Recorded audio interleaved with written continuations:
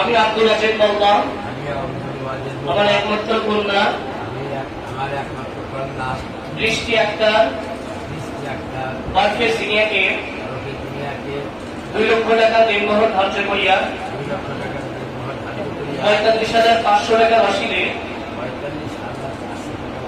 আহমদ নাইম মজুমদার পিয়ারের সাথে তোমার নিকটে বিবাহ দিলাম।